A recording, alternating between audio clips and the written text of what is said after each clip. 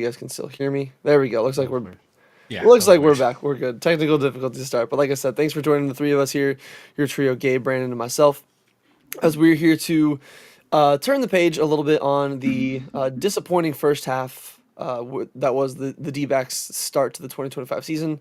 The All-Star break has came and went, and we'll talk a little bit about what we saw on the All-Star festivities on Monday and Tuesday, and then kind of look at and get some predictions, some breakdown, or some predictions on division winners, award winners. Talk a little bit more about some DBacks news that came out recently, and then preview the upcoming series that we have to start off the second half. But before we dive into all of that, if this is your first time here at joining the show, we appreciate you guys. We want to welcome you guys on in. If you could like, comment, subscribe, does really help out on the YouTube side of things. If you're listening on Apple Podcast or Spotify, wherever else you might be listening to us, whatever rating you can give us, whether it's 0 through 5 stars, if you deserve or think we do 0, that's fair enough. Let us know. Make sure you guys, while you're over on any socials, follow us on Twitter, Instagram, and TikTok. And while you're on Twitter, check our pinned tweet to join the Discord. If you are not already in the Discord, we have a great community over there. Seems like it's growing every single day, especially with the draft just happening recently. We do have our man Nugget in there. That's he just put out a great article kind of breaking down the draft, so you guys can get a little bit more familiar with some of those guys. And I believe he also put it on azsnakebit.com. So another great reason, go over to azsnakebit.com. Check out all the great content over there. You got prospect breakdowns, you got game recaps, you got game day threads, a little bit more in-depth things, maybe some deeper dives into certain players, certain pitches, and whatnot. A lot of great writers over there. So like I said, go on over to azsnakebit.com and check out what they got. Want to shout out, obviously, we got Disruptive and Justin in the YouTube chat. Disruptive saying hype, and then Justin saying we need to sweep the Cardinals and the Astros, start off the second half, and fully agree. We'll get into that a little bit more as we do our second half preview, or as we do our series preview a little bit closer to the end of the show. But like I said, we'll try to keep it in chronological order. We last saw you guys on Sunday, right before we had the main All-Star festivities start up, and the big one happened on, or maybe not the big one, but the one that I feel like a lot of people just have a lot more fun watching, just because it's an absolute blast getting to see major leaguers hit the ball really, really far and hundreds of times throughout the night. We had the home run derby. So some of the highlights in the home run derby: O'Neal Cruz hit a 513-foot blast, which I think is like the second longest home run in derby history. Judge in like 2017 hit the glass in Miami, and then the other ones were in Colorado. So those. And it's Coors Field. It kind of has a little bit of a caveat to it. But this one in Atlanta, O'Neal Cruz just absolutely pissed on the ball. And thank God that he got it in the air, because those poor kids in the outfield were just running away from any line drive he was hitting, and I do not blame them at all.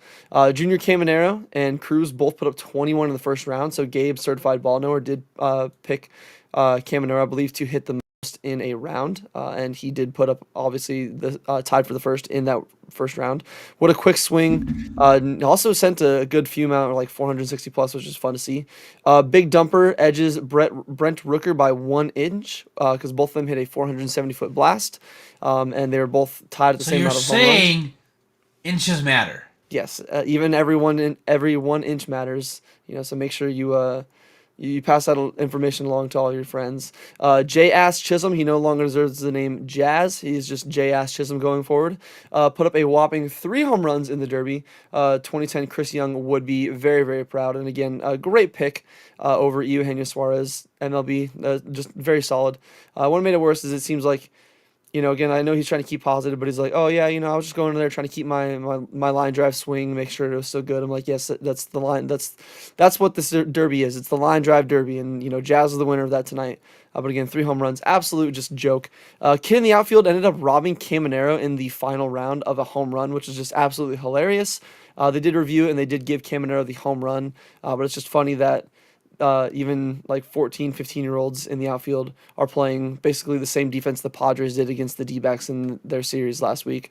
And then in the final round, Big Dumper, league leader in home runs, did take home the Derby title, beating out Caminero, I believe, by like 3 or 4, something like that. But honestly, I think the person that a lot of us probably thought, or the guy that was probably the favorite, does indeed take home the title. So, gentlemen, start with you guys, and obviously anybody in the chat. Let us know your thoughts as well. For anything we talked about tonight, we always like to see your guys' questions and comments in the chat, and we'll get to them throughout the show. But Gabe, start with you. What did you think about the home run derby? Maybe some of the performances, some of the distances we saw for some of these home runs and whatnot, and how enjoyable was this event for you? Yeah, it's pretty fun. Because I know they changed the format a little bit, but I've been seeing a lot of just straight up revisionist history from a lot of people saying like, "Oh, this was the better way to do it." Like this, the way they used to do it before, where it was just like the 10 swings. I'm like, they changed it for a reason. That's because it sucked. It was so freaking boring. That's when you would have guys looking like Jazz Chisholm.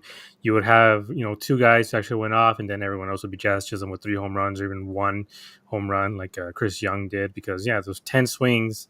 If you don't got a good guy at behind the mound actually throwing you good BP, then it's a little bit harder to get the ball out. And with the guys who were in the home run derby this time, there wasn't Vlad Jr., it wasn't Bryce Harper, no Aaron Judge. There's Big Dumper had damn near double the home runs that everyone else had.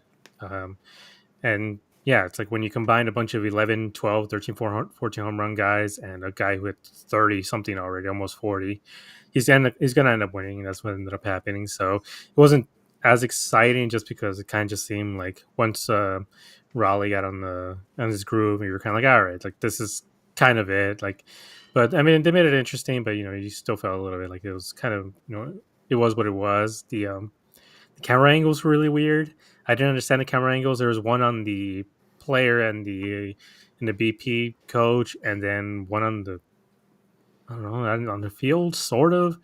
I don't know. I don't like that new camera angle. I think they got to change it just to straight up like from the batter to the outfield, batter to the outfield. I think that would work a lot better. So overall, that was still enjoyable. It's still one of the best contests in sports. The NBA dunk contest is a straight up joke now, and it has been a joke for 10, 15 years. So this one is still one of the best All Stars, and it is the best All Star game total, not just because of the game, but also the home run derby. I would like to see them introduce stuff like you see in Japan, which is like almost like a skills challenge, which would be pretty sweet. But overall, I think again, it's a home run derby. It's fun. Jazz was trash, which is something we all expected. He was just looking like Alec Thomas out there, just hitting everything on the ground. So I still had fun with it, but overall, I think they need some better contestants. Yes, I feel like the field was still pretty solid. Like the Cruz, the Cameron I think was one that not a lot of people were familiar with, but at least now they are because again he does have some pop. Brent Rooker, that one I feel like is another one where he is maybe not the Cal Raleigh or Aaron Judge prolific home run hitters, but he does have some pop. But yeah, say like could you imagine like uh, Dumper, Riley, and then like Kyle Schwarber, Harper, Pete Alonso. I'm surprised Pete Alonso. I said it last time. I'm surprised he didn't do it because usually he does it as long as he's an All Star. Maybe he's just retired from it. I'm not sure. One home run derby related tweet that I did find pretty funny over the night was someone was like, broadcasters for kids home run derbies nowadays. That ball was launched at 470 or 107 miles an hour, 417 feet, and it was a 45-degree launch angle off the bat. It's like broadcasters back in the day for my home run derby, back, gone. So that was fun. I always miss Chris Berman on the home run calls. But Brandon, passing it on to you, what did you kind of enjoy from the home run derby? What are some of your thoughts? What do you kind of feel? Are you in the same agreement or same boat as Gabe about this being probably one of the better skills? I guess not skills competition, but one of the better contests and more of a fan interactive thing going on for just not even just baseball, but just all sports in general. Because like you said, dunk contest is ass. Release the home run derby. There's a reason to tune in and have around 3 hours of entertainment. I like the home run derby, but I miss the old format of the. So it's not 10 swings; it's 10 outs. Like that's what I don't like this new format, the time format. You don't get to see where the ball lands because it's timed. So they have to throw a bunch of pitches. These guys don't really get good swings. Like I get why they did it because the 10 outs like it would be like 3-4 hours long because you'd see these guys go on these crazy runs because they Or get take a 10 bunch of outs. pitches. Yeah, and like they take a bunch of pitches. But I agree with Gabe. This is the best skill event in any sport for the All-Star game. The actual All-Star game, the players actually care. Like all other sports, they don't. They couldn't. They don't care at The all. NHL did make a Um, nice change with the four yeah, nations thing, though. I will give them the credit there. Pro Bowl joke. Trash. It's freaking like flag football now. Like that's just crazy. And NBA, they're like defense. Yeah, we really don't care. But I want to give props to Gabe for being a ball knower about Junior Caminero because Caminero in this event was amazing. Like his second round, he had it really freaking easy because of who he had to pick. Like that's the thing about the second and the final round is if you go second, you have all the advantage because you know what you need to do.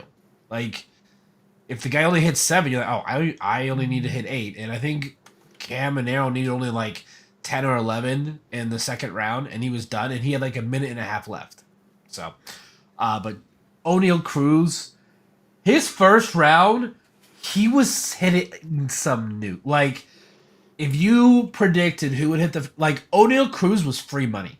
Yeah. Like how could you not expect him to hit the most? He hit 513 feet. Like that, That's crazy work.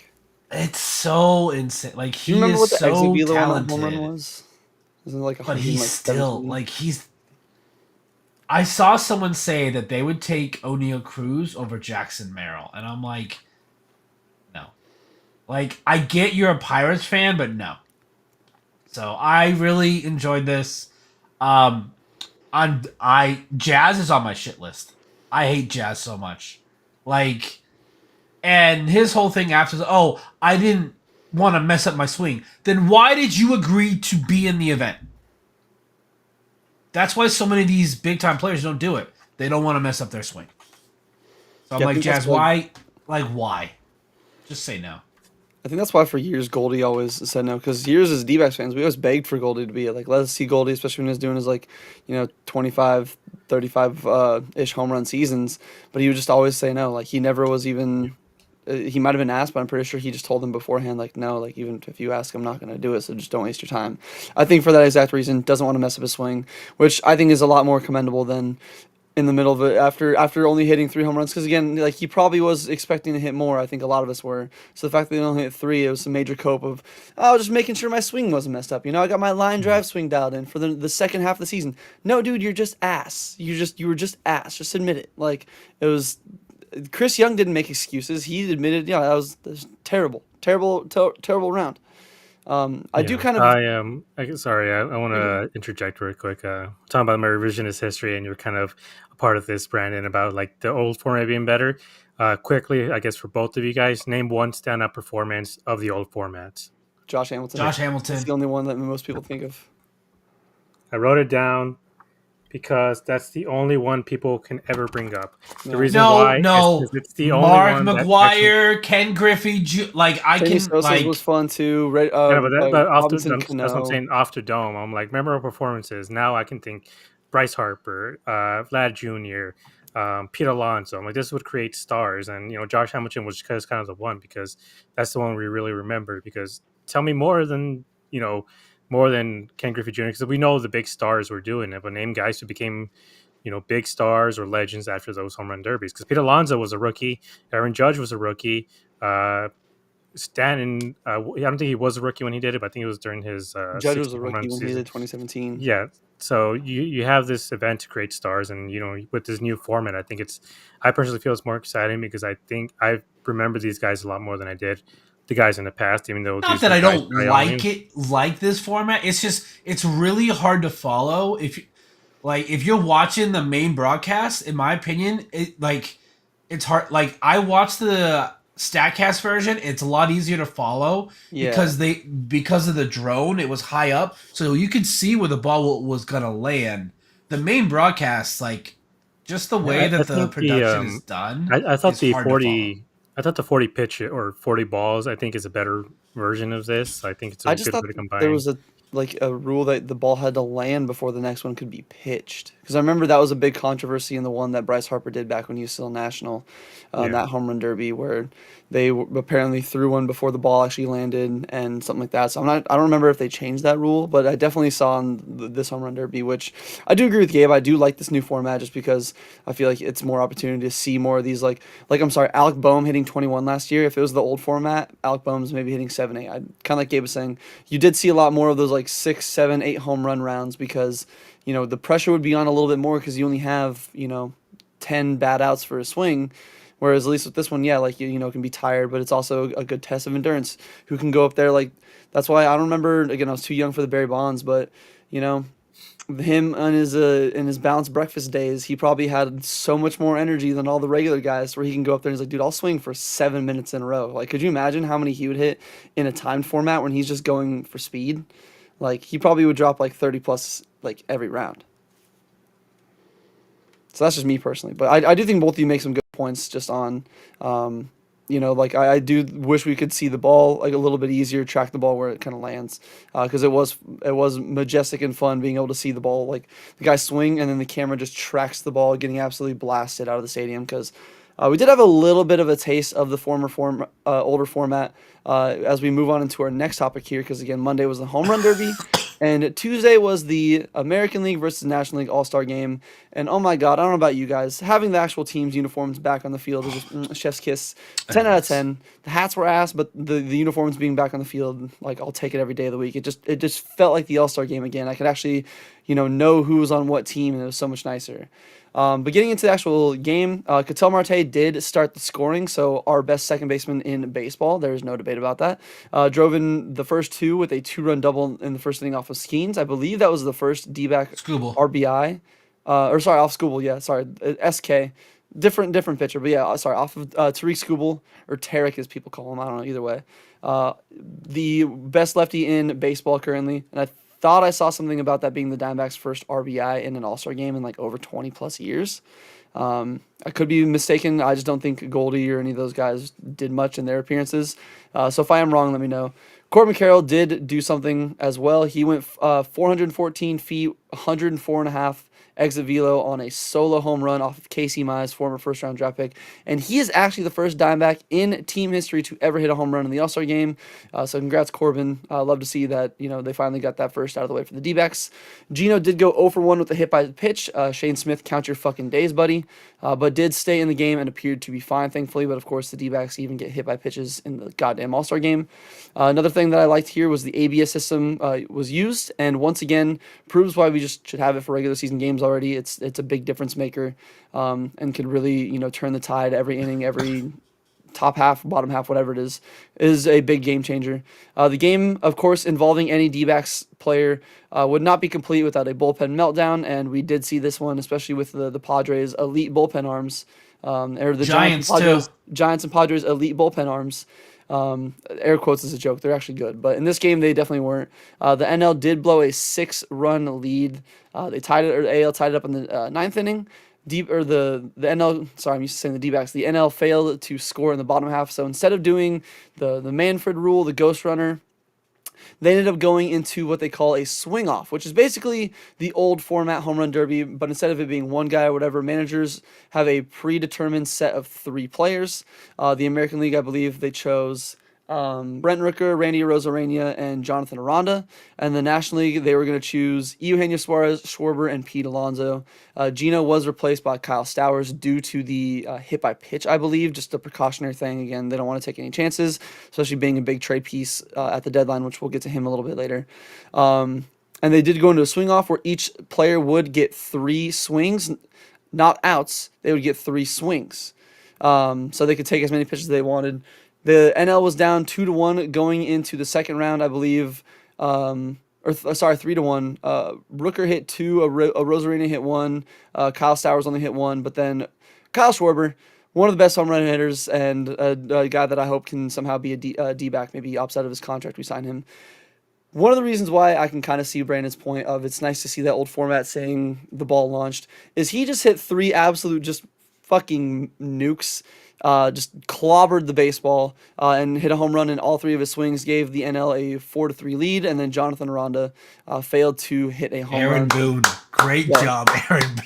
To be fair, I mean, it sucks. I know Bobby Witt Jr. says he would have liked to be a part of it, so I'm not sure if this was like predetermined before. A lot of people were like, "Where's Judge and Otani and PCA?" Half the players were already on a plane heading home. Like most of the starters, they were already like out of the stadium and they left. They could have chose to stay if they wanted to, but most of the guys were like, "Hey, I want to spend time with my family for the next 2 days, so I'm leaving now." But because Aranda did not hit a home run, the NL did win the swing off 4-3, so they do win the All Star game. The MLB website had the NL at 7-6. They didn't technically score a run, but either way, they did win this one.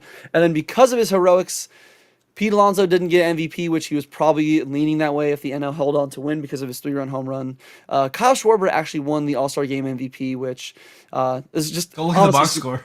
Go look at the box score. Yeah, go it look at the doesn't box make score. sense. It makes zero sense at all, but it was honestly fun. It makes me think, and or at least the question I have for you guys is a little two-parter or just two at least about the All Star Game. One, how did you like the All Star Game? What stood out to you? Obviously, I know like Attell and Corbin probably going to be a big thing, but just in general, the game itself, what did you guys like about it? And what did you kind of already have in your mind as like a memorable moment or a memorable thing? And then two, should the swing off be implemented into a regular season game after like the 13th inning if people can't score with the damn Manfred runner?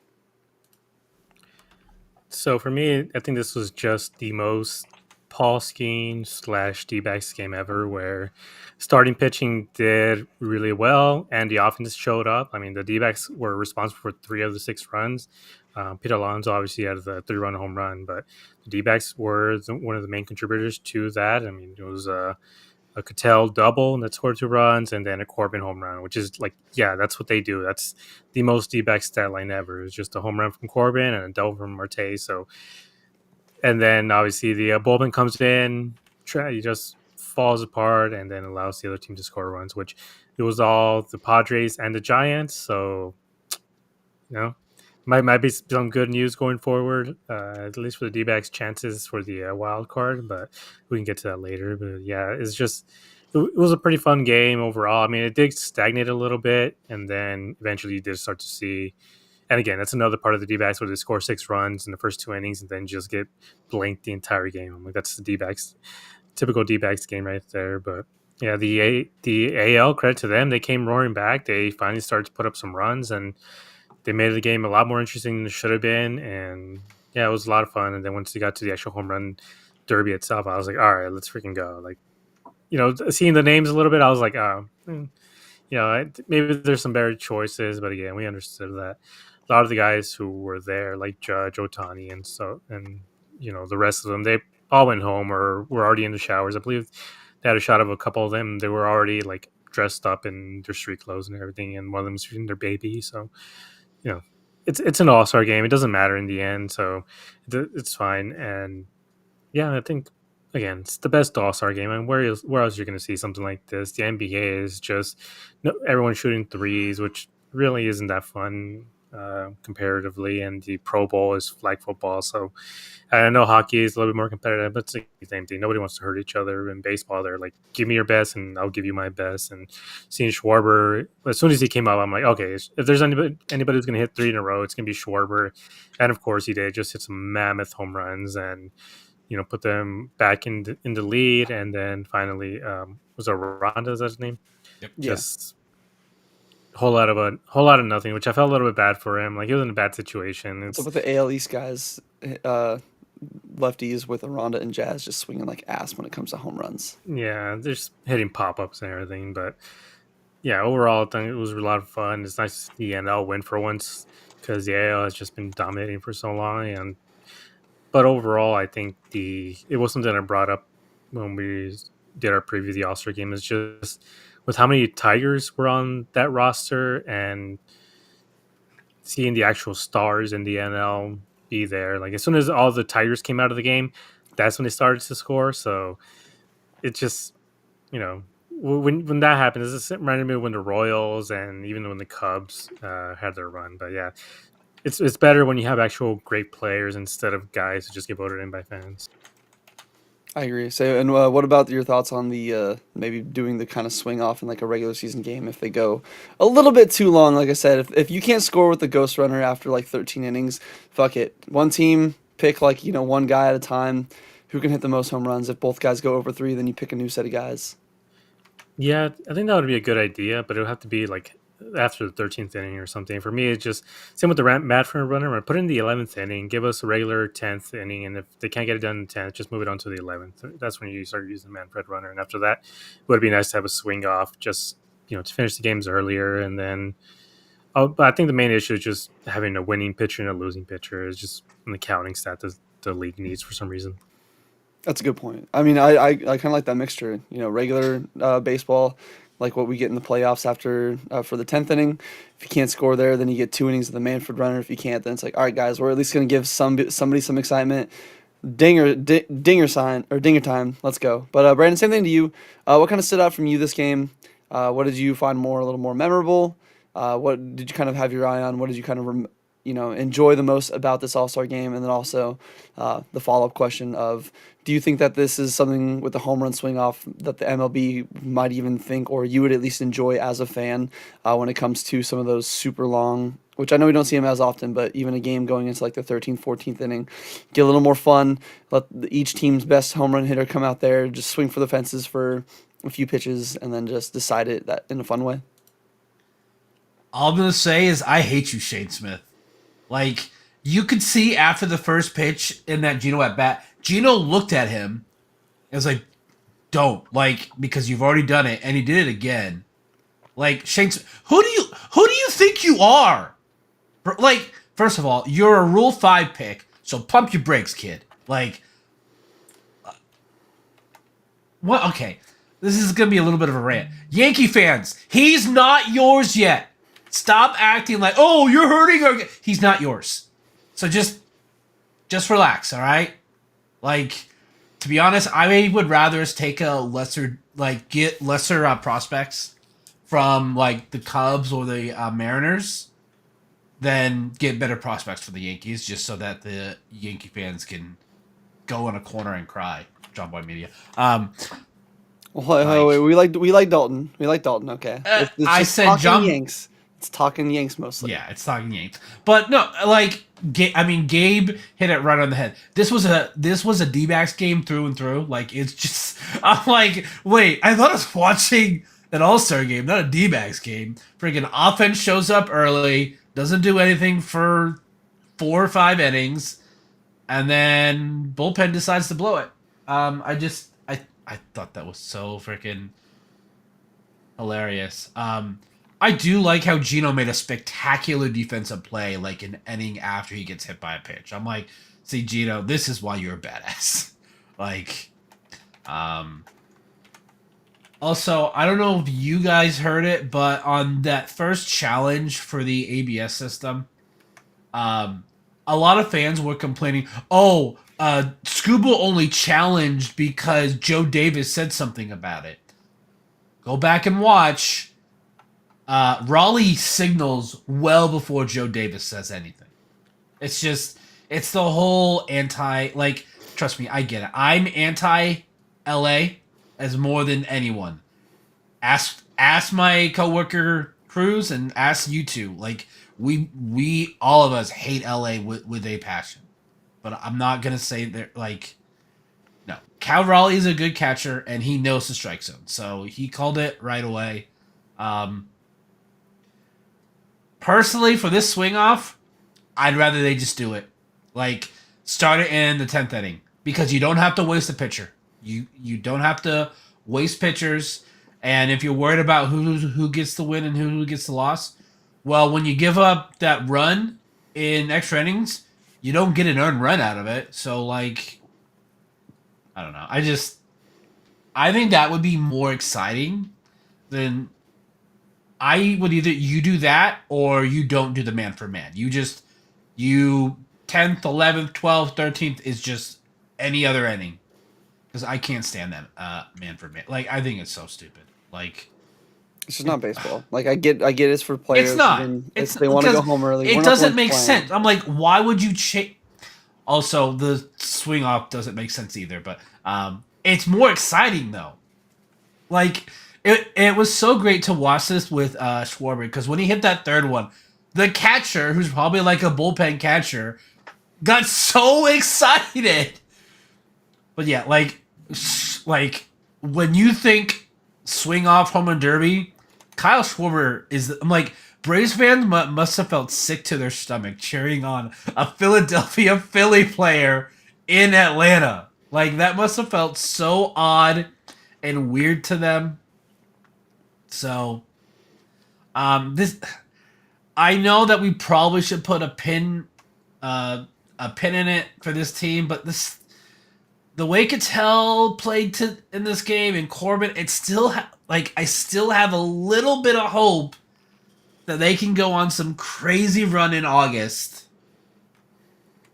and make that wild card. It just depends on, are we actually gonna sell? Like, is it going to be actually trying, or is Mike Hazen really gonna dig his heels in and like, no, I want guys that can help this team next season. If you don't want to give me that, then I won't trade my guys. Like, I don't want us to trade just to trade, because then we're gonna get fleeced, and then fans are gonna be pissed. Why'd you trade him? You told me to. Yeah, so like, and again, I totally get the, what the way the team is right now, but and we'll talk about it a little more later because there was a tweet from Alex about the D-backs potentially being soft sellers and maybe being a little more firm. Like, we're not going to just move on from Gino just because people want him. Like, we're still going to try to get some good players.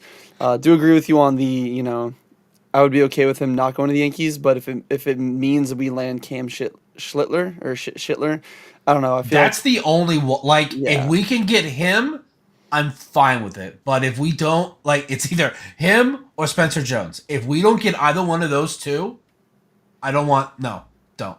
Yeah, so we'll have a little bit more on that a little bit later, but I do agree. The All-Star Game is just the best All-Star game in all the sports. I know the Four Nations it's a little bit different, but it's not technically an All-Star game. So I know you can't really call it that. But for the ones that are actually considered the All-Star game, this one is by far the best. And this one, it was nice because I think this is the only third time the NL has beat the American League in an All-Star game in like the last like 12 or 13 years, maybe even closer to like 15. And there was a stat they flashed up on the screen that in that whatever that span was, the American League only trailed for like 6 innings total, which at that point it was like 6-0 National League in the 6th inning. So it was nice to be like, you know what? There you go, NL. Turn it around, like Gabe said. And especially looking at it, like, I do agree. That roster for the American League, like, good players, but it's like, Gleyber Torres as your leadoff hitter versus, like, Shohei Ohtani. It's the coughing baby versus nitrogen bomb. Like, one's a good major league player and one's a generational talent. Then you have future Hall of Famers in Freeman, Machado, a best second baseman in baseball, Ketel Marte. Like, even Gabe said earlier, the bench. The bench for the NL was just insanely stacked to where we saw a lot of crazy, just crazy players come off the bench. Like I said, the fact that Schwarber and Alonso and Corbin Carroll and Tatis were on the bench, like that's stacked alone. But it was a good All-Star game. It was fun, and I'm excited to see it. I believe next year they're going to be in Philadelphia, so get ready for all the rowdy and super drunk Philly fans to really enjoy the Midsummer Classic. But going in, we'll have like I said, we're gonna go into some more D-backs related stuff. But because we are about to start the second half, just like what we did at the beginning of the season, we're gonna do some predictions. We're gonna start with some division winner predictions. So currently, I'm just gonna list off what we have. People in the each division and like where the division races sit currently. Then I'll pass it to you guys, and you guys can kind of like pick who you think. Like maybe it's gonna be the team that's currently in first. You think they're gonna actually go all the way through game 162 and win the division. Maybe there's a surprise in there, and then we'll also get the wild cards in. So starting in the National League, and we'll start with the NL West because, of course, D-backs pod. The Dodgers are 58-35. They're obviously in first. They're 5.5 games ahead of San Diego, who's 52-44. San Francisco is not far behind. They're 52-45. They're 6 back. Then we have the D-backs, 47-50, 11.5 games back. And then again, I know the Rockies are terrible, but holy shit, typing this out was insane. The Rockies are 22-74. They're 35.5 games back. They are just generational dog shit. So the NL East going on to there. The Phillies are in the lead, in first place going into the break and about to start the second half. They're 55-41. The Mets are just barely behind a half game. They're 55-42. And then you have, surprisingly, the Miami Marlins. Like everyone thought at the beginning of the year, Miami Marlins, third place team. They're 10.5. The Atlanta Braves, who've dealt with injuries and a whole bunch of stuff, almost a mere similar season to the D-backs, especially with the bad bullpen. They're 42-53, 12.5 back, and then the Nationals, who just had the number 1 overall pick, they are 38-58, 17 back. Moving on to the NL Central, you have the Chicago Cubs in first place, 57-39. Their division lead has slipped a little bit. The Brewers are right on their tail, 56-40, a game back. The Cardinals sitting in third, 5 games over 500. They're 51-46, 6.5 back. The Reds 3 over 500 at 50-47. They are 7.5 back, and then the Pirates very comfortably in last place at 39-58. They are 18.5 back, and then going on to the wild card, like I said, the Cubs, Phillies, and Dodgers are leading the division. So the 3 wild card leaders for the 3 wild card spots, the Brewers have a 4-game lead or 4-game cushion for the first spot. The Mets have a 2.5 game cushion for the second spot, and the Padres have the third spot locked up. The Giants are a half game back of the third spot. The Cardinals are a game and a half. The Reds are 2.5. D-backs 5.5. And then just because I feel like, we've seen crazier things happen, the Marlins are 7.5 and the Braves are 9.5. So we'll stick with the NL first and get your guys' thoughts. Who do you think is going to win each one of these divisions? And then who do you think is going to be the 3 wildcard teams once we reach October and we have the playoff brackets set? I think it's basically set the way it is. I think the Dodgers are going to win. I think the Phillies are going to win the division. And the only one I don't think is going to win the division is the Cubs, just because I feel like the Brewers are a little bit deeper and have a little bit of a deeper pool in terms of their prospects that they can go out and trade for a slugger, which is kind of what they need right now. They kind of just need a guy who, Geno Suarez type, and he could help propel them into, taking over that top wild cards, that top of the division. Just because their pitching is so good, their bullpen is really good, and all they need is just one real good piece. And the Cubs, as great as they've been, their pitching is still a little bit iffy. Just playing that division, I think the D-backs would struggle a little bit more against the Brewers, I think, this season than they ever would against the Cubs. I know there was that Wrigley game that just destroyed the D-backs, but again, they put up 13 runs on the Cubs. Like, that's not the best team in the West Central. Sorry, and in terms of the wild card, I think it's going to be Cubs, Mets. The last one, I'm so iffy on that one, just because there's so many red flags with the Padres, especially offensively. Like, at what point do they turn it on? Are they going to turn it on? I mean, it's kind of the same thing with the D-backs, but the Giants, I mean, they're good, but since it's trading for Rafi Devers, they've really been scuffling. So I don't know what's going on there. They might need another slugger. Like, they're kind of running out of their luck. And same with the Cardinals. The Cardinals are doing well, but they have a lot of question marks. And I think the kind of last spot is just full of question marks the way the other 2 spots aren't. So I'm going to guess I'll stick with the Padres, but I'm not confident about it. I do think, seeing, like Brandon was saying, seeing Geno, seeing Cattell, seeing Corbin perform the way they did in the All-Star game, I'm like, this team has too much talent, and we're going to get to it later, I think, talking about the actual trading.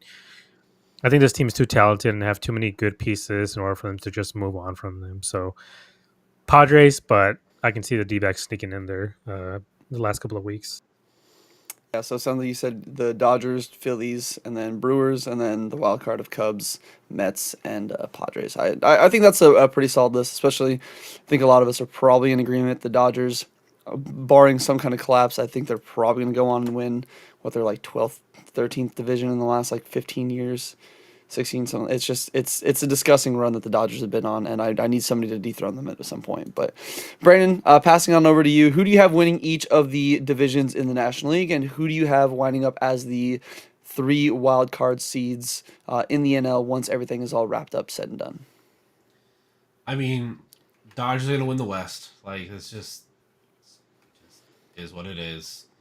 The East, I go back and forth. Like, between the Phillies and the Mets. Like, I think it's going to depend on who's going to make the biggest splash at the trade deadline.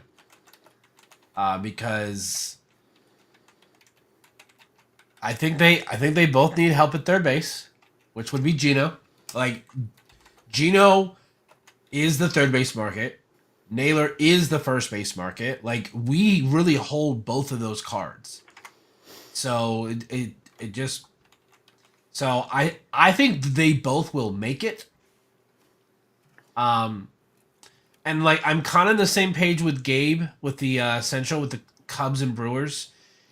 If the Brewers don't make a big splash with a bat at the trade deadline, then I think the Cubs win the Central. But if the Brewers like get some big power bat, I give it to the Brewers because I think the Brewers pitching is better. Call me a hater, but I think PCA is he's gonna struggle in the second half. Like I think he's just you could mainly because I want it to happen. I don't know if it will. We have the sleeper tweet bookmarked. We're ready for it. Oh, bro, dude, I have it bookmarked because literally all the replies, PCA or Carol, it was just PCA, PCA, PCA. I'm like, yeah, because recency bias, like, because that's all you guys care about. So Yeah, that's sorry, real quick. That was kind of one of the main things I wanted to bring up to Picker Armstrong. Like, I think he's gonna have a backward slide. I mean, if you look at his Savant page, I mean, it's not everything, but when you're looking at his exit velo, his sweet spot, bat speed, chase, whiff, I mean, he has a 20% K rate, and he doesn't walk at all. So that's gonna be a huge problem in the second half. So yeah, y'all, if that happens, we're gonna be so damn annoying. It's gonna, I'm gonna take some victory laps. Padres and Giants, they both have the same issue. They have a lot of like suspect like offense. Like they have great pitching, like great starting pitching, great bullpens, but the offense is gonna let them down. Like if you gave us the San Diego bullpen, I think we'd be threatening with the Dodgers, right? I truly think we would only be a couple games back because our offense is just lights out. Like our offense is so good. So yeah, Dodgers, Phillies, Mets, Cubs. So that really only leaves like one. It's probably gonna be the Padres or the Giants. So we'll have to see if what happens there come the trade deadline. I want us to make a run at it. I just, with the state of this bullpen being a bunch of nobodies, like I have no lead is safe, and I mean like we could be up by 7 in the 8th inning. I still wouldn't feel comfortable until we get all 27 outs. We've been too hurt. We've been hurt too much lately that we won't open ourselves up for more heartbreak again. Nope. But yeah, Sam, on the same page as you guys. For me, I got the Dodgers, obviously, and like again, barring some crazy either collapse or some crazy run from the Padres or Giants. Like even Gabe said, there are some red flags and question marks for both the Padres and Giants, to where they probably both could potentially still be playoff teams. But I just don't know if they're going to be division winners. The Central, I honestly wouldn't be surprised. I'm going to give it to the Phillies just because I think Zach Wheeler and Christopher Sanchez, if they can continue what they're doing, because again, they're basically number 2 and number 3 as favorites for the Cy Young behind Skeens, which a little bit more on them in a minute. If they can keep doing what they're doing. I mean, the Mets got some solid pitching too, but I just think that, again, starting pitching is a big thing, and they're pretty much carrying that team. So either way, it's going to be a fun battle back and forth, but I have the Phillies taking home that one. And then I'm actually going to be surprised. I'm going to say the Cubs actually win the Central. Like, I do believe that Mizorowski, and again, this I think, at least in the state of right now, I think the Cubs win. Kind of in agreement with both you guys, unless the Brewers make some kind of trade to help out the offense a little bit more. I only think that Mizorowski's shot to the arm of hype and energy and excitement can only carry them so much. I've been wrong before. I know last year we all thought that the Twins would run away with the AL Central, and the Tigers proved us all fools. Or no, the Royals still won it. So actually, yeah, the Royals and Tigers basically were like, haha, we laugh at you. They wouldn't even make the playoffs. So I've been proved wrong before, but I'm gonna say the Cubs, mostly just because I want to be different. So I got the Dodgers, Phillies, Cubs, and then I think in the wild card, I think it will end up being pretty much how it's set right now. I think the Brewers will still be a solid team. They'll be very comfortably in that first place. The Mets will slot in number two, and then I think the Padres, just because yes, their bullpen wasn't the great in the All Star game, but they still have an absolutely elite bullpen, like 4 or 5 guys that you see them like Morahone, Adams, Suarez. I know we touched him up a little bit, but he still comes in the game and he's borderline lights out. So I think that bullpen will still shape up and will carry them and lock down a few games. But again, don't count out the Cardinals. They're only a game and a half back, and they usually do have the Cardinals devil magic when they go into the end of the season. So they're my sleeper dark horse pick to make a wild card spot there. But moving on into the AL, we'll go the same order in division, but this time in the AL. So in the West, the Houston Astros, to nobody's surprise, they're 56-40. They're sitting in first place. The Seattle Mariners are 51-45. They're 5 back. The Texas Rangers are a game under at 48-49, 8.5 back. Angels sitting 47-49 and 9 back. And then they're always going to be the Oakland Athletics to me, 41-57. They're 16 games back. Then in the AL East, a little bit of surprising, the Toronto Blue Jays lead the AL East, and I believe from the stat I heard on the All-Star Game broadcast, the Blue Jays are leading the division at the half for the first time since they won it all back in the 90s when Joe Carter was still on the team. So who knows? Maybe that's a premonition. Maybe that's just the baseball gods working their magic again. But they do lead the AL East. They are 2 games above the Yankees, who are 53-43. The Red Sox had an insanely hot end to their second half, something that we all wish the DBacks would have happened. They won like 10 or 11 games in a row. They got themselves firmly back into the race. They're 53-45, 3 back of first place. And the Tampa Bay Rays are also pretty solid. They're 50-47. They're basically the reverse of the NL West that we saw last year. They're 5.5 back, and then the Baltimore Orioles, poor Orioles, 11.5 back. Their season's basically over. And then going on to the Central, I think this one is the easiest one. Like, this one's borderline wrapped up. The Tigers, best team in baseball, they're 59-38. The Minnesota Twins are a game under, 11.5 back. The Royals are 3 under, 12.5 back. And then the Cleveland Guardians are also 3 under at 46-49. They are 12 back. And then we got the White Sox, fuck you, Shane Smith, 32-65, and they are 27 games back. And then looking at the wild card, the wild card's a little bit more open in the East. It's not like in the NL where it's like half a game, game and a half, and then like 6 games. It's a little bit more close together.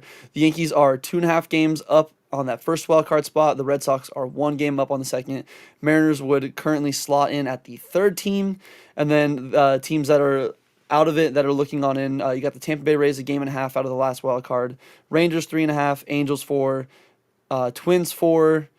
Royals 4.5, and then Guardians 4.5 as well. So kind of shows that the American League is a little bit weaker. The fact that 5 under 500 teams are all less than 5 games back of the final wild card. So that's kind of something that we've all talked about, where the NL is just a little bit more stacked than the AL, and we kind of see it just alone in that wild card. So passing it on to you, Gabe, who do you have taking home the division title for each one of the American League divisions, and then who do you see locking up the final 3 American League wild card spots come October? So I think for the most part, it is kind of set in stone a little bit. The problem is with the AL, with how weak it is. I think any team has a chance to come back. I think they are all going to be, benefiting a lot from the trade deadline, more so than the NL. I think with the NL, even big splashing moves aren't going to move the needle as much as they are going to be for the American League. So Houston, obviously, I think that they're going to take it. Their pitching is just getting better and better. They're maybe just a couple guys away from being back in the World Series again. The AL East, Toronto, I love me some Toronto. I've been waiting for the Baby Jays to finally show up, and here they are. When we played them, it's something that I mentioned at the time, which is that they truly have no wasted at bats on that team, other than Sensatella, I believe. I always forget him, and there's like 3 or 4 Oh, names that I could use. Santander. Santander, yeah. He's kind of like the only one that they truly wasted, at bats on. But they're paying him a lot of money. But everyone else on that team, they put their best guys, in the game day in and day out. They don't They don't punt on the games. They put in the best guys that they have available every single day, and that's why they're 55-41, a couple games over the Yankees. And Detroit, obviously, they're going to win the Central. With the wild card again, I think it's all going to be completely dependent on how the trade deadline goes. So, if the Yankees, if they go out and get a guy like Gino, because as of right now, it's Judge and no one else. Judge is playing by himself out there, so if they go out and get a guy like Gino or Naylor, whoever, I think they could make really big push to get some distance. Uh, Boston, Boston is, I think they're a borderline pretender, but they are putting some games together and they are starting to win a little bit more. So I will keep them there. The only one I'll take out of Seattle because again, I don't think Seattle is that good. I mean, they're decent. They have really good pitching, but that offense is just completely stagnant without Cal Raleigh. So again, they would have to go out and make a big splash move, or Gino is tied to that team, Naylor's tied to that team. So it just depends on what they do. But for me, it would be New York, Boston, and Tampa Bay. I think it's going to be all AL East, and we might get to it later on as well. I don't know if it's in the notes. Okay, yeah, it is. Any NL team is going to beat like whoever comes out of the AL, doesn't matter who it is. Even the weakest NL team is going to beat the AL team in the World Series. I think even Padres, if they go up against the Tigers, they're just going to probably give them a gentleman's sweep. It's just how weak it is. Yeah, so you don't get a little too ahead of ourselves. That's our next topic. Don't want to spoil the things, but I do agree with you at least on the thought process there. But I'm pretty much the same predictions as you. I think the Blue Jays, at least I hope they are. Like they're just a really solid team. They're looking good. The Red Sox, I think they're getting Alex Bregman back soon, or at least I think there's hope that he'll return for a postseason push. So that's pretty solid. And then the Rays are just the sneaky team. They're Moneyball done right, where they actually like. I mean, maybe not done right. They don't actually spend money on anybody. They trade them away. But they're just every single year. Like they might have 1 year where they're out of it, but then immediately it's like cool. They'll just put together anybody you've never heard of. I know Junior Caminero is a big part. He was a big prospect, but they'll just have a bunch of as Blake Snell put it back when he was a Ray, a bunch of slapdick prospects that you're not going to really know the names of, and they're just going to turn out to be well above average Major League Baseball players, and they're going to play really well. So I could definitely see the AL East basically owning the wild card, especially if the Mariners, like you said, if they don't make a splash to address their offense. I could see them maybe slipping a little bit like we saw in 2023 where they missed out on the playoffs by like a game or two, which would suck for Seattle. They got a good fan base. And especially, I'm a little bit biased. Especially today, I was listening to the Secret Base Mariners like docu-series. It's like a 5-hour thing. Which say it all the time. If you haven't seen it yet, it's like 5 hours. It's one of the best watches you could possibly see. Basically, goes over the Mariners' entire history up to I think up until like maybe like the mid 2010s, late 2010s around there. Absolute fantastic watch. 10 out of 10. Cannot recommend it enough. But Brandon, going on or passing the same question on over to you, who do you see taking home the divisional title for the American League West, Central, and East? And then who do you see locking down the 3 American League wildcard spots? Because again, it's a little bit more open than the NL is currently.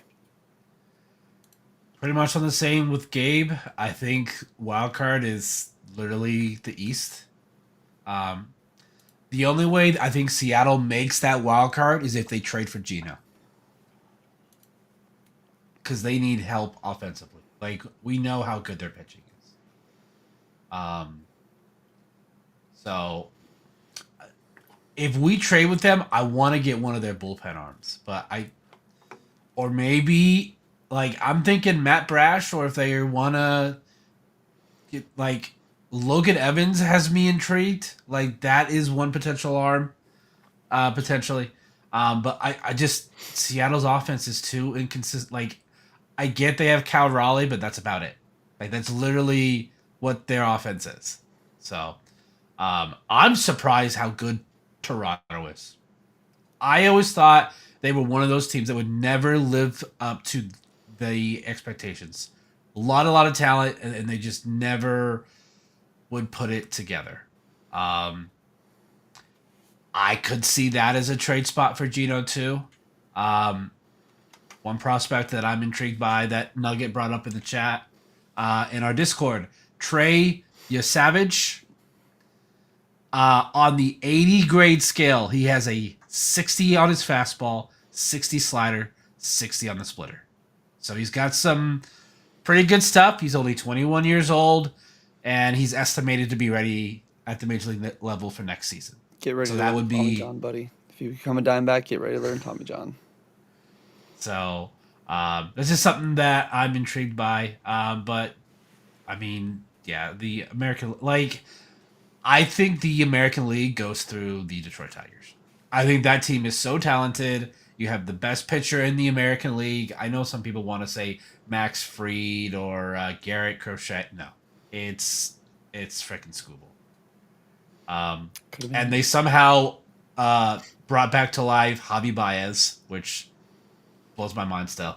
Casey Mize has had a nice resurgence, really turning into that number 1 overall pick that he was expected to be when he was drafted. I could see Yankee fans getting really pissed if they don't get Geno. Like, if they are not able to obtain Geno, Yankee fans are gonna be so pissed. They think they're gonna get him without getting up any like top names. It's like, all right, buddy, Right? maybe, Like, you're I've gonna have to seen give up some something. like they just want they think giving low this is the mindset that I can't stand about Yankee fans is they think that their prospects carry more weight. Like they think like their number 15 prospect is like a number 2 prospect. It's like, no, it's not. Stop that. No. You want Geno? It's either Spencer Jones or Schlitter. Just accept it. So, and Houston, god damn it. God freaking how are you always doing this? And this is with Walker not doing shit, by the way. Cam Smith is a big part of it. He's the guy that they got back in that Kyle Tucker trade. A rare trade where both teams, it's worked out for both very well. It's almost like the D-backs with the Varsho Gabby swap. Yeah.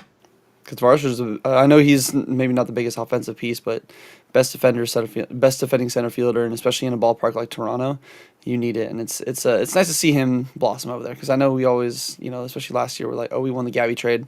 It's nice to see a win-win trade for teams and see teams both benefit to where, because again, it's just better for baseball, better for the sport. And especially as long as we're winning some portion of the trade, we don't have to deal with another Dansby Swanson fiasco. But wanted to highlight some of the comments here because, again, we always appreciate you guys tuning on here to join us with the show. Obviously, early in the show, Disruptive was saying hype, and then, like I mentioned earlier, Justin sweep the Cardinals, and the Astros start the second half of the season. It'll be tough with the Astros being a first-place team and the Cardinals having their devil magic, but we'll especially talk about that Cardinals in a minute there. Super Polls, welcome on in. How you doing, Supra? Charles is selling not Anthony Volpe / the Yankees will just, if they even try to put in Volpe, we can just trade for him and then just cut him. Like that's what we would do. Throw in Spencer Jones or Schlitter, and we'll just use Anthony Volpe, get ready to learn Reno, buddy. Charles Elliott's also saying, I do think that if we are selling, like y'all said, only if it makes sense. Gino and Merrill both want to return, so we don't have to sell them if we don't really want to. And we're going to do one more prediction, then we'll get into some more of the D-backs like trade deadline talk and whatnot, because there was a little bit of news kind of coming out. Scott Mack was asking, is Miller out for the year? And even Charles was replying, saying that he started a throwing program today, and I believe that was something that we're going to touch on a little bit too, and confirm that he does avoid surgery, but we're not out of the water. This is the D-backs training staff. We heard the same thing with AJ Puck, and then like 2 weeks later, he was getting Tommy John.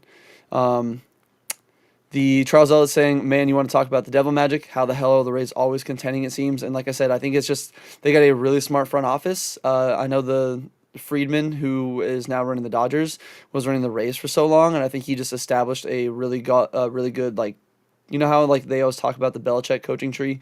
I think it's like the situation with the baseball front office, where you just established a really good core of people that knew what to look for, scouts, everything like that. And the D-backs need to start poaching some guys from over there and getting them on our squad in front office, because we definitely need that. Scott's saying that he could easily see another Stros Dodgers World Series, which I definitely could see a possibility, a rematch 2017, which we're going to get to here in a second there. And then he's also saying that asking if we can buy TJ insurance with our horrendous luck, and I wish, man, I wish there's some kind of thing where if a pitcher goes down for Tommy John, the player still gets all their money, but the team doesn't have to pay all that money. It's some kind of insurance, so it kind of helps them on the books a little bit. I know that wouldn't actually happen. That'd be a big thing with the MLBPA, but it's just fun to dream about, especially with all of our pitching injuries that we've had right here. But going on into our next and final two predictions, we'll kind of lump these together just because, again, I feel like a lot of these guys that are the favorites are easy locks. Like, I feel like most of these award winners, you could pretty much just sign, seal, and deliver, just give it to them already. And then same like Gabe said with the World Series matchup. So going on to the award winners, we're going to talk about the big three awards. So you got the Cy Young, the Rookie of the Year, and the MVP. So the NL Cy Young, Skeens is negative 120 favorite. Wheeler just right around there. I think he might actually be a little bit more of a favorite, negative 135. And then Christopher Sanchez is rounding out at 3. Yamamoto must have fallen off a little bit in the last few weeks before the break because he is like 10th on the list there in odds. In the American League Cy Young race, you got Tariq Skubal, who's negative 210 favorite. Garrett Crochet, who's had a really solid season as well. He is sitting second as a plus 300. And then Jacob deGrom, very good bounce back for deGrom. Love to see it. He's still one of my favorite pitchers of all time to watch in the 2010s. And the reason why, again, I grew out my hair back in like 2016 because of long hair deGrom. He is an 11-1 odds favorite, sitting in third place. Going into the Rookie of the Year, I feel like this one is going to be an easy, at least in the NL. Jacob Mizorowski, maybe it's just the recency bias and whatnot, but he is the big favorite to win NL Rookie of the Year. He is at negative 220 odds. Catcher for the Braves, Drake Baldwin. We saw him hit a couple home runs against us. He is second at 340, and then another catcher, a former Yankee, I believe it was a guy that the Yankees shipped to the Marlins last year for Jazz, if I'm not mistaken. Augustine Ramirez, he is third at a 10-1 odds. Going into the American League for Rookie of the Year, we have Cam Smith, like I said, the guy that was traded for Kyle Tucker. He's favorited currently at a 105. He's had a really solid season. The guy that's number 2 on the list, I think personally should win it. Again, Cam Smith wasn't an all-star, but this guy was, and he was a starting all-star. Jacob Wilson, plus 120. And then in third, we have Nick Kurtz, who has a positive 360 or a plus 360 odds at winning the. Again, you always gotta emphasize the space in between his name so you don't get yourself in trouble. I saw too many MLB The Show streamers earlier in the season really playing with fire when saying that guy's name on his card. And then the two awards you're not a Nick Kurtz lover or what? Oh no, hey, you know what? I love him on the A's. Kurtz is a fantastic player, and I wouldn't be surprised if he goes off. Again, the A's are pretty much done, but if he has a really solid end of the season, maybe hits like if he can reach 30 bombs, I could see him getting some votes. And then the final two awards, I feel like this one is everybody already knows. Ohtani is a favorite at negative 700. PCA is second at plus 750. And then Soto is 18-1 odds favorite at 3.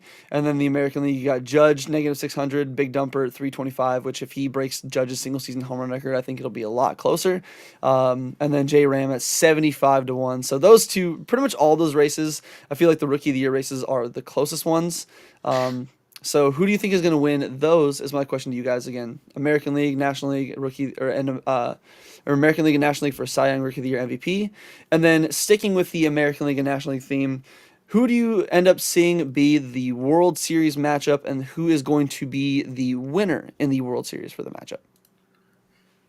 Yeah, no pressure. So I guess with the Cy Young, I'm going to go with Wheeler over Skeens just because of the amount of strikeouts that he gets. Skeens so far this year has relied a lot on a lot on ground outs and fly balls compared to last year when he was just racking up the strikeouts. So, I mean, it's good, but with that Pirates defense, it's a little iffy. So, at some point it'll start to hit him a little bit harder. I can see him struggle a little bit more. I mean, he only went 5 innings a couple times recently. So, and Wheeler is starting to throw damn near complete games. So I got Wheeler just because I think he's just barely going to edge him out, and just barely. That whip is so incredibly low.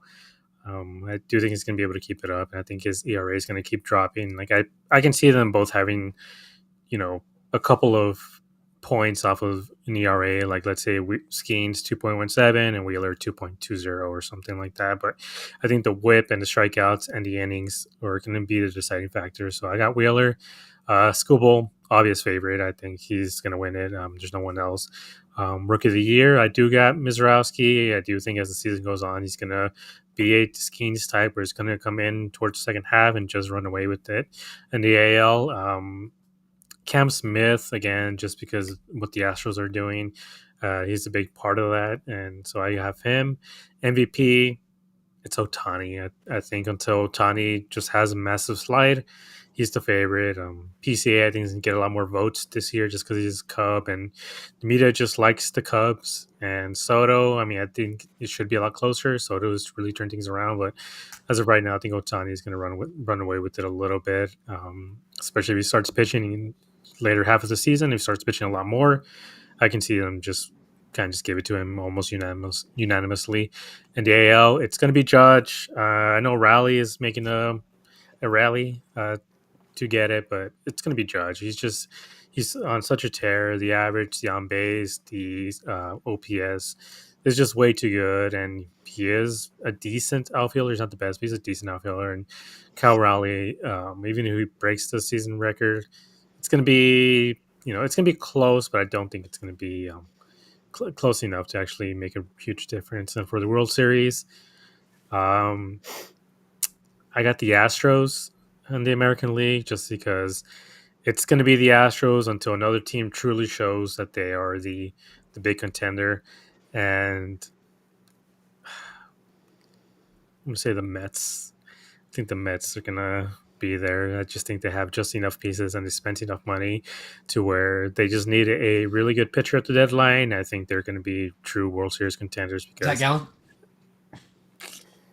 Merrill Kelly, whichever, they need a really good sharp one too. And I take think Gallen. They can get it.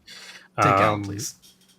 But with the Dodgers, I do see again a lot of red flags, especially with that pitching staff. It's not going to cut it during the playoffs the way they did last year. I think the NL is a little bit stronger, and the Padres really made them work last year, and even the Mets to a certain extent made them work last year. And I do think the Mets are going to be able to power through, and it's probably going to be Astros and Mets. So another Hitler versus Stalin matchup. Who do you have winning that one between the two? You said I know you said earlier NL. Oh, Astros. So they're the one AL team that you see actually being able to beat an NL team. I think they would just based on that specific matchup. But I can take any NL team, but this specific matchup, I think it would be the Astros. But again, it just depends on what move the Mets make. If they make one move to get an actual starting pitcher, it's an easy dub for the Mets. I think it's going to be a gentleman's sweep. But if they don't, then it's probably going to be 6 or 7. It's going to go to the Astros. Yeah, so in regards to the Dodgers, I think a big key to it is last year Mookie, they had the three-headed dragon. Freddie, Otani, and Mookie just went off all postseason. Where Mookie Betts is, again, it's, postseason unlocks different guys, whether in a good or bad way.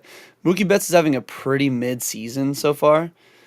He's I think his OPS is under 700 or just hovering around it. So he's really been struggling at the plate and scuffling. He has not been playing like the Mookie Betts that I feel like a lot of us, picture and imagine. So he's a big key. I'm kind of on the same page as you. The Wheelers having a monster season doesn't get talked about enough. But going into the media bias, I think Skeens is going to win it.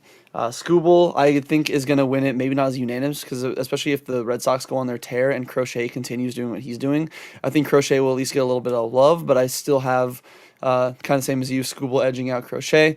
Here we are. It's a late night pod, and we're talking about players edging out other players. Mizorowski, I feel like, is going to be the easy number one pick. And then, like I said earlier, I'm going to Jacob Wilson just because, again, I feel like the Astros are still going to be a first-place team potentially without Cam Smith, or at least a playoff team where, yes, the A's aren't doing anything either way, but what Jacob Wilson is doing is we don't see too many young players do that. So I think he'll probably win that one. Again, I could be wrong. Maybe he cools back down a little bit more. And then, yeah, the MVPs, it's Judge and Otani. It's no debate. I think that's just, like I said, you can already sign seal that one. Then I'm gonna be wild. I'm just gonna be a contrarian. I'm gonna pick. Oh, let's see. I'm gonna say it's gonna be the Toronto Blue Jays versus the St. Louis Cardinals. We're gonna get two of the powder blue matchups. Yeah, I know. It's probably the most like, oh my god, what a boring World Series since 2023 when people are like, no one's gonna watch this, but. I don't know, Cardinal Devil Magic and the Blue Jays maybe finally putting it all together. Like I said, first time they've led the division at the All-Star break since their last World Series win. So maybe the cards are in the deck. But Brandon, passing it on to you. You have the floor, my friend. Who do you see taking home each of the big three awards in each league? And then who do you see when everything's all said and done, come October into November, being in the Fall Classic? And then who do you see winning the entire thing and taking home the trophy? I think NL Cy Young is a toss up. It literally could be either one. I think Wheeler gets it because he's been very close a lot lately, and the fact is he's going to retire in I think 2 seasons. Skeens is going to have plenty of other fantastic seasons, so I think That's a Dodger or Yankee most likely. I think they're going to give it to Wheeler. It's Scooble. Garrett Crochet would have to do something just absolutely crazy. And I don't know. I feel like he'll have some games that he loses because offense isn't going to score enough for him. NL Rookie of the Year, I don't want to go Mizorowski because it's the easy, recency bias. I just think Drake London's been doing it so well for the majority of the season. It's a very, Merrill and Skeens from last year. Do you go with the pitcher that plays every 5 days, or do you go with the guy that plays every day? But, it's probably gonna be Mizorowski, but I like Drake London for it. Rookie of the Year for the AL, it's a bias pick because Jacob Wilson went to GCU. It's where I graduated from, so I'm going Jacob Wilson. GCU represent. And MVP, it's going to be Ohtani and Judge every year that they are active unless they miss half the season. They don't even have to have, amazing... I mean, they're both having fantastic... Judge could have a triple crown. Raleigh could have 70 homers. I still think Judge wins it. It just wouldn't be unanimous for Judge. It'd be 18 to 12 or whatever amount of votes it would be. The fact that Otani's minus 700, PC's plus 750, that's insane. Yeah, I think that's the biggest gap in odds we've seen for an award. To be honest, if Soto does what he's been doing the last 2 months, he does it the last 2 months of the year, I think Soto probably ends up at probably plus 300. Better odds than that. It's every year that he's been a hitter, everyone's like, oh, Soto for MVP, and he's never been close. So we'll see what he does this year. World Series pick, Dodgers and Tigers, because there's no reason that Dodgers don't have an excuse. I don't want to hear, oh, we're injured. Your payroll's $500 million. I don't know if it's I don't know if it's that high. Big brain moves. You pick the Dodgers so Cruz can't call you a hater. Also, I do it so that it doesn't happen. I'm putting it out because I'm picking it, and every pick that I make doesn't end up working out. So yeah, there's no reason that the Dodgers shouldn't just run away with it. There's absolutely no reason on paper. That roster has so much talent. And Ohtani's pitching now, and he's pitching pretty well, which is just that's not even fair. Just not even fair. So yeah, I'd probably say Dodgers in 5 if they play the Tigers. God, I can't handle a Dodgers dynasty, man. I just please no. I can't either, but I have to put my baseball hat on and just take it. Yeah, you got to take the unbiased look at it. If I see a Dodgers dynasty, I'm gonna pull in Mr. Man Cave memorabilia, release my manifesto, and they're gonna find me in my warehouse. Sorry, that's a really obscure poll, because I work in the sports collectors or sports industry with a memorabilia. There was some crazy $350 million fraud thing that came out about Kobe, Mahomes, Brady autos that he's been faking for 20 years. So that's just dumb reference that probably nobody's going to get other than maybe 2 people listening to this. But yeah, I can't deal with a Dodgers dynasty. But at least getting it back into, like I said, we are a DBacks podcast. We did at least want to, go into now that we're going in the second half, get some predictions out of the way, because these are always fun to look back on when the season's over, especially looking back on some of our preseason predictions. Like I said, we all thought this was going to be a 90-win team. We're probably not even going to win 80, 85 if we're lucky. So it's always fun to look back on these. Like I said, the predictions too. Like if it does end up being a Blue Jays and Cardinals World Series, I'm just gonna go back and just repost this video everywhere. Probably won't happen, but it's always fun to be able to look back on these. So that's why we did that. But getting back on to some actual D-backs related topics, there was a little bit of D-backs news, especially with the trade deadline coming up. There was a tweet from from Alex. Agostino. I always mess up his name, so my apologies, Alex. But it's saying the D-backs are not fully torqued sellers, and Gino is the belle of the ball. So Alex had a tweet that was put out saying that the D-backs could be, or likely trade deadline strategy as a light seller, unless, or quoted as saying, unless something drastic changes in the week after the All-Star break, it's hard to envision the Diamondbacks being buyers at the trade deadline. That doesn't mean they'll offload all their free agents to be they could move starters like Zach Gallen and Merrill Kelly, but probably not both because they simply don't have enough pitching to finish out the season without one of them. First baseman Josh Naylor could be dealt, but third baseman Eugenio Suarez. This is the big thing to me that I think a lot of us at least liked. Third baseman Eugenio Suarez will only be traded if what they get back would be more or be of more value than the draft pick compensation they would get for him leaving via free agency. Those pretty much them saying, hey, we need a top prospect minimum. Or at least somebody that's ready, because the D-backs have been drafting a lot of college guys lately, so I think they're expecting somebody that's would either be fast tracked or ready for the MLB level very quickly. We mentioned a little bit earlier, but Shelby Miller also was announced to be avoiding surgery and will be getting a throwing program. Vietnam flashbacks to AJ Puck intensify, and he could be quote get back on the mound soon, and that is from Jack Summers and Jack Summers, who quoted Torey Lovullo or mentioned what Torey said in his article. And then a little bit of more recent D-backs news that came out today is the D-backs actually did hold optional workouts at Chase Field, and there were reports that Adrian Del Castillo and Trevor Richards did have lockers and are rumored to be called up tomorrow. So I'm not sure what that means. Like I said, we already have two catchers, so maybe they're moving on from Jose Herrera. Maybe they've got some intriguing trade proposals for James McCann, and they're going to ship him out, and they need a replacement. And then obviously the bullpen. We know the bullpen. They sent down Juan Murillo, I believe, before the break happened, and there was no corresponding moves, so they need somebody to take his spot. So in regards to obviously Alex's tweet about the D-backs being maybe not full sellers, Shelby avoiding some serious time out, especially with him only being a 1-year guy. Maybe they can try to get something from him at the deadline, and then also with the reports of ADC and Trevor Richards being called up. What are your guys' thoughts on some of the rumors, some of the news, and some of the guys that we now have joining the squad to start the second half here of 2025? I don't know. I'm sorry, but being sellers is just stupid in this case because what are they going to get back for these guys? Like, are they going to get major league ready talent, or are they going to get prospects that aren't going to be able to help this team for another couple more years? Because if there's something Mike Hazen is bad at when it comes to his job, it's getting guys that he's selling. He's bad at selling. Look at Goldie. Look at Greinke. Look at Robbie Ray. Look at Starling Marte. Like, he has a track record. So he has a track record of having terrible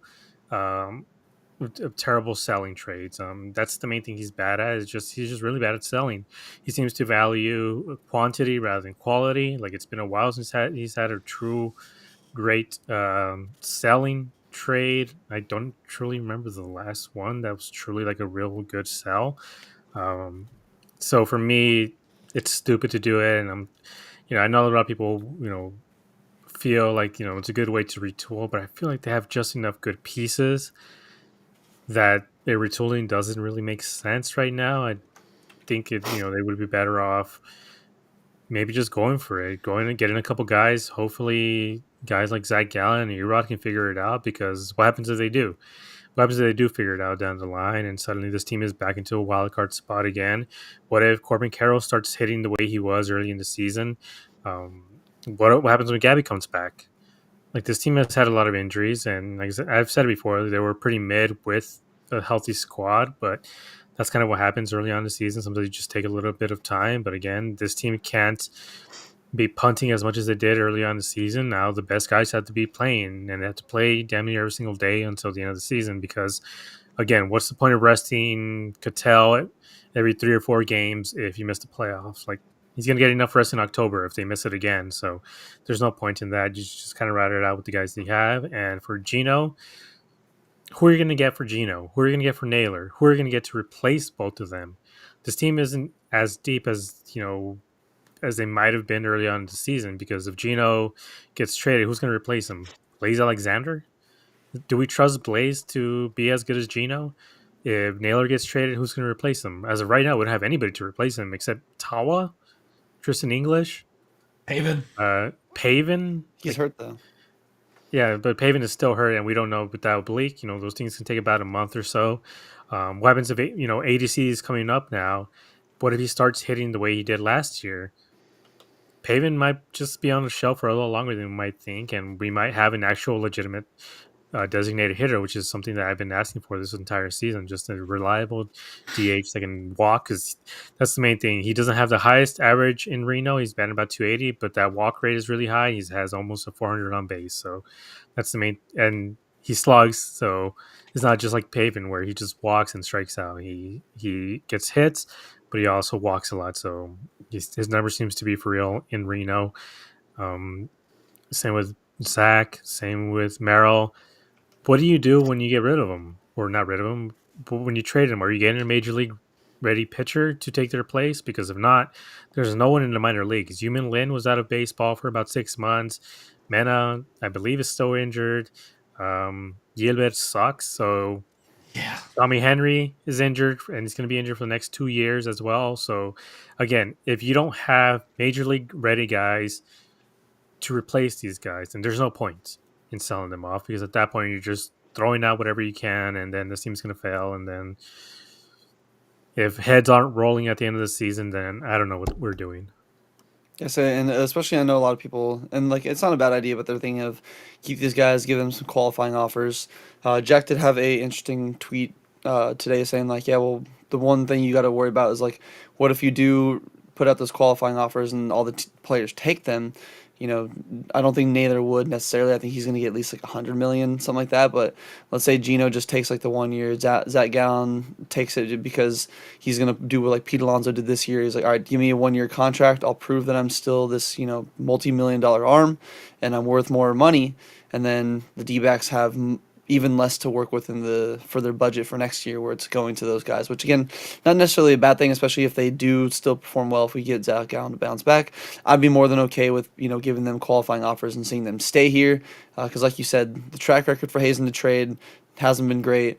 I don't want a fringe AAA guy who's going to basically be a quadruple A guy, because then it really doesn't help us out in any way, and it's basically just cool. We lost either a fan favorite and whatnot for literally nothing. And I don't want to be sitting here with my tea gone cold wondering what could have happened. Sorry, Josh Naylor reference to the walk-up song.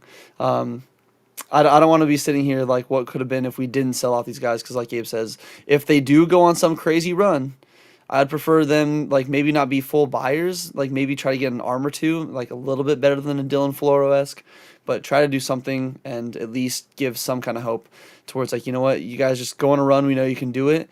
There's still a window that's open. It might not be the biggest window, but there is a window. You just got to lock in and you got to actually play the way that we know you guys can. But Brandon, same thing to you. I'm curious your thoughts on just the some of the potential trade plans that Alex is putting out for the D-backs, whether being like soft sellers, like even he says you can't trade both Gallen and Kelly because you won't have enough pitching.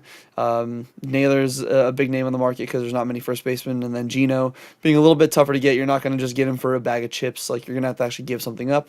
The Shelby Miller news, and then also, like I said, ADC and Trevor Richards getting lockers in the D-backs clubhouse and being rumored to be called up to join the squad to start the second half. So I know a big portion of the fan base has said that we should be sellers since like May 15th. Like there's been a lot of people that was like, we're ready to give up on the season since then. And I'm just like it's not so easy to be a seller, because like you don't want to just trade guys away and get like there's a reason why it's the same teams that are sellers every year. They get these prospects, and what do? They don't do anything with them. So, like, I only want to trade Gino if it's like we get guys back that can help the team right now, like right this second, that can help this team. I don't want to make a trade and like all we get is this is gonna help our team in 27 and 28. I don't care. No. So like again, Gino to me is the only one that I feel like we can get any sort of return on. I don't due to Kelly's age, I don't think we'll get a lot. Gallon is just freaking trash. So like Mike Hazen would have to be so good at convincing some team to take him, and we actually get something in return. Naylor, like, I don't know. Like, if Mike Hazen ends up not trading any four of these guys, like, I know that a big portion of the fan base is going to be angry that he didn't trade them.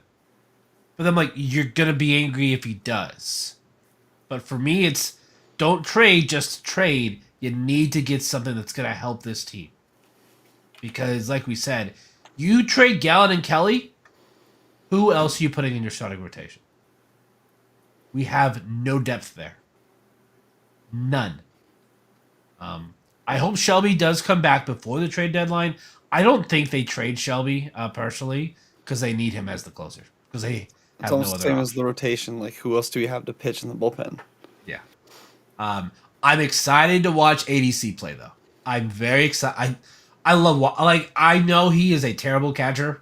Like he's just like not great. Like you can run on him all day, but I love watching him hit.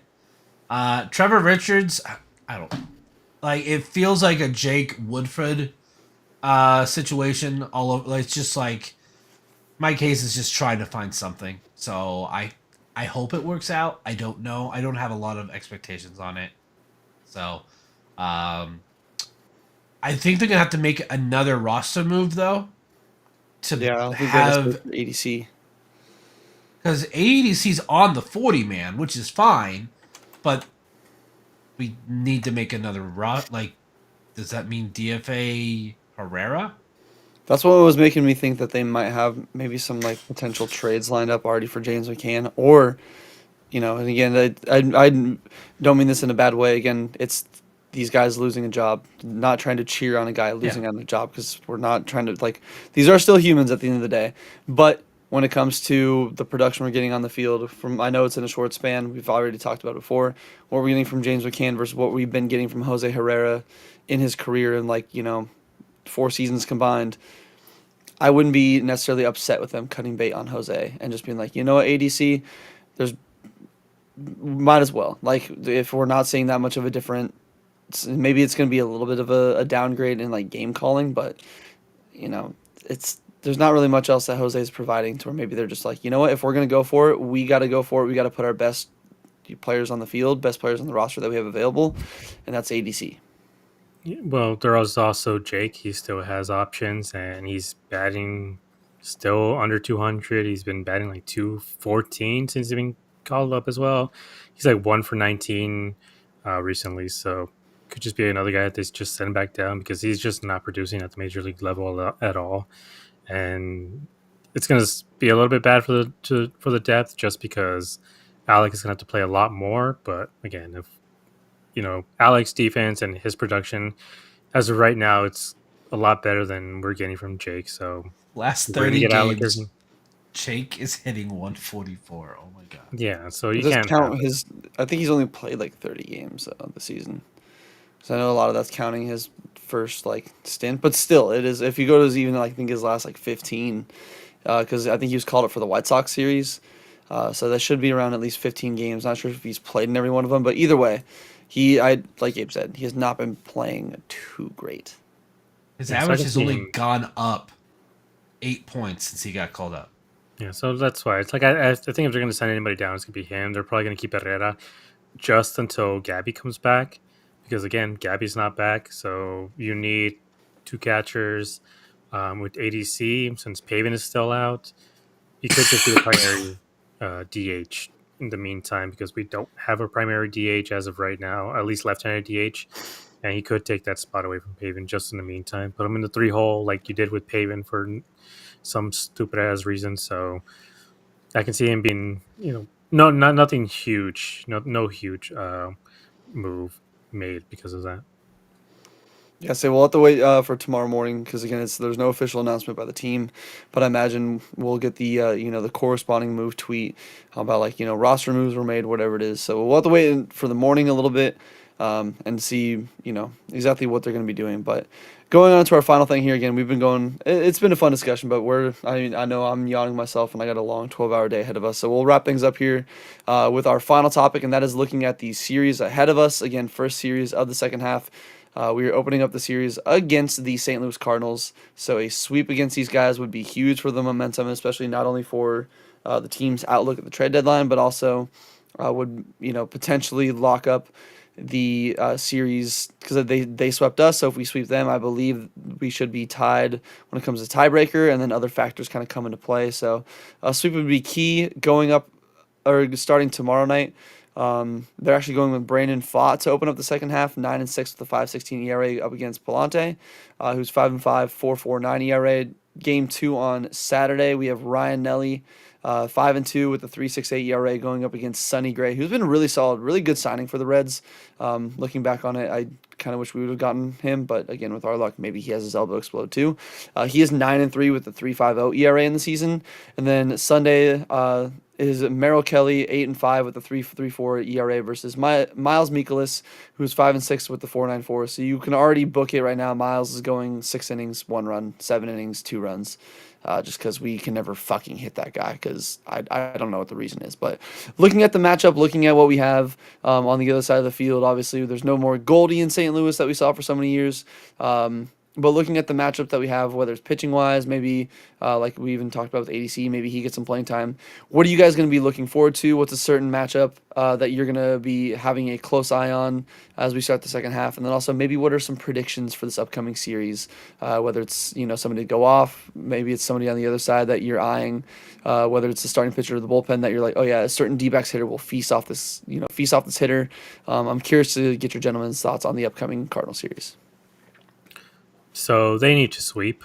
Again, like we've been saying this for the last few weeks, but they need to sweep because the Cardinals are 4 games up ahead of them, and if they sweep, they go down to 1. If they D-backs win the series, then they're 4 games behind, which is a lot still. If they lose, and they're going to sink back even further and kind of just be out of the wild card before even the All-Star break. But if they're able to sweep them, they get a little bit closer, and like you said, it puts them in a tie for the for the season series, which again you don't want to rely on another team losing for you to get into the playoffs. We saw that last year, just relying on too many teams to fail, and they can't do that again. They have to take their own fate into their hands, and this is the way to do it. Start off strong, get back to 500 or 500 against the Cardinals, get back into a rhythm, make Mike Hazen want to go out and at least trade for a couple pieces to get ahead. Main thing I'm looking for is just for our All-Stars to show up again. Gino continue hitting the way he has, Cattell, and for Corbin to get going. His average has dropped 10 points since coming back from the IL. Hopefully that hitting that home run in the All-Star game is able to boost him a little bit, make him feel a little bit more confident. He took a walk as well, which is something we haven't seen him do often. He's been just kind of striking out and popping up a lot since coming back. So hopefully the All-Star break helped him get his timing right, get his mind right, and then hopefully we see him turn into what we saw last August, which is when he won the Player of the Month. So these guys start clicking, and the pitching is just average enough. If the bullpen is just average enough, you can maybe really make this division or the wild card competitive again. Yeah, fully agree. The sweep is absolute of most importance. Minimum series win, but a sweep is probably what we need in best case scenario. But yeah, say All Stars going to be looking out for them. I agree with you. Maybe Corbin turned a corner in the All Star game, like that walk that he had. That was a great point. That was a good at bat too. So maybe he was locking in a little bit more. So hopefully we see that Corbin in the second half, and then Cattell just continue doing the second best second baseman in baseball activities that he's been doing, and then Gino would be nice to see him club one. So we just all know that his hand's fine. I know X-rays came back negative, so he should be fine. But be nice to see him hit home run number, I believe 32 or 33 on the season, just to be like, you know what, my hand's fine, don't worry about it. But Brandon, same thing going on to you. Looking at the pitching matchups that we have here, and looking up, maybe at the opposing roster, and the D-backs one as well. What are you going to be looking at for this upcoming series? What are you going to be keeping an eye on? Maybe something that kind of intrigues you a little bit, and then what is maybe a potential prediction that you have for this upcoming series? So, like you both, like we have to sweep because if we take 2 or 3, we only gain 1 game. Like where we're at, like that's not gonna do anything. Like really, what they need to do is sweep the next 3 series. But that's really bold. Like that is like something they haven't done all year. Expect them to do right? Yeah, no. So we'll take it 1 series at a time. So if they can sweep, also, Catel's going to show Cardinal fans why he's leagues better than Brendan Donovan. Like there was a portion of the year where everyone's like, "Oh, Brendan Donovan is a better second baseman than Cattell Marte." Yet Cattell missed 30 days and has a higher WAR. Like, yeah, I'm sorry. Just stop. Like, it's also thoughts and prayers to Cattell Marte having his house robbed while he's on a business trip. That's that's some BS. Yeah, we Like need to find that's the burglars and beat them with a hammer. like come on. Like that's ridiculous. But prediction for this series: Gurriel's going to hit a homer in 2 out of the 3 games. I think that's who they need to put in the 3 spot. Like, I think he's been playing very well the last month and a half. Like, yeah, he had an ugly April. Like, his April was just not great. But since May 1st, I think it's more like June 1st. Like, he's played really, really well. Could they trade him? Maybe. We have a lot of outfield depth. They're starting Tommy Troy in outfield now, so maybe they're preparing for it. So we'll see. If you go to the game on Saturday, get there early. Cattell Marte bobblehead. Things gonna go fast, y'all. So and Dalton Feely is gonna be in town too. So if you guys see Dalton, say hi to him. If you see any of us, say hi to us. So, just a sweep. Like, if they don't, it's fine. Like most of us have probably accepted that the season's pretty much done. Like it's just they would have to completely change again. All-Star break, fresh start. Like you never know. Like I know last year they had a really good August, but 23 they had like August was like the worst month. So it's just really weird. So I just a sweep. Just play good baseball. Like that's one thing they haven't done all year is play consistently good. Yeah, like this is the key series again, especially with the first place Astros coming into town immediately after. You got to get that energy, you got to get that momentum started now, and you got to get a fire lit under this team's ass and let them know like, hey, you know what? Like even Gabe said, this team's still a very well constructed team. That it's just too much talent on this team to just give up here.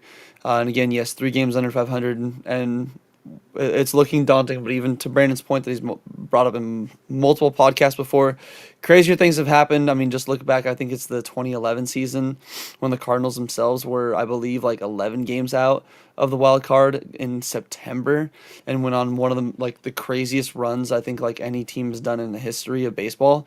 And obviously it came down to game 162 deciding who would get in the playoffs and who wouldn't. But I mean, there's even the Tigers last year. I mean, it's a worse division, but I mean, they were 11 games out or something like that. The Phillies, Braves, a couple years ago, or the Braves. In I mean, not the Braves. Braves in 21 were about where we were at this 11 time. games back. Yeah, Nationals in 2019.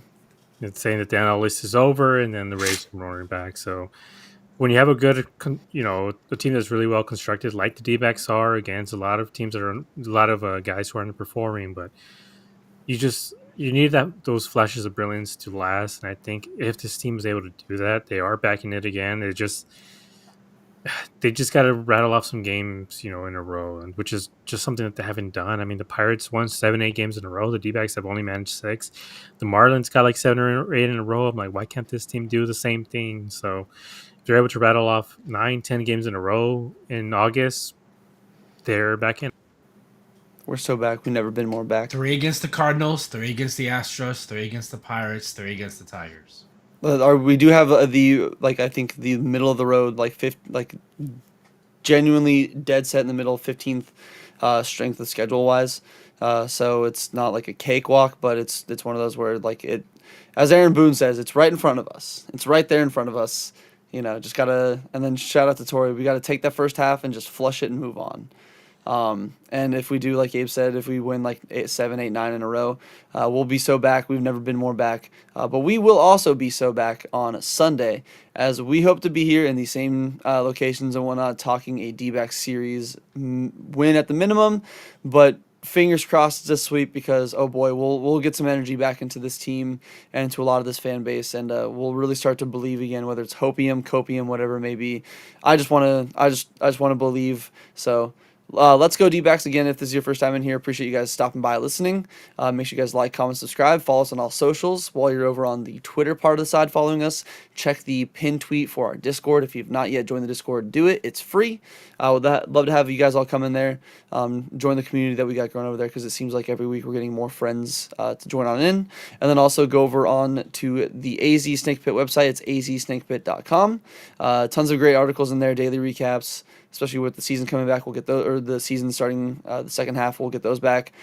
Prospect breakdowns, I know Nugget puts up some of his prospect stuff on there, so that is over on the pit if you want to get familiar with the new draft picks. And then just, especially with the around trade deadline, you get a lot of articles pretty much every day on over there, and it's a lot of great stuff. So again, azsnakepit.com is your place to be for tons of great D-backs written content. But in the meantime, it has been your trio, Gabe, Brandon, and myself. We appreciate every single one of you guys for hanging out with us, talking some predictions and D-backs ball. And we will see you guys on Sunday to hopefully talk about a D-backs sweep. In the meantime, y'all have a good weekend. See you then.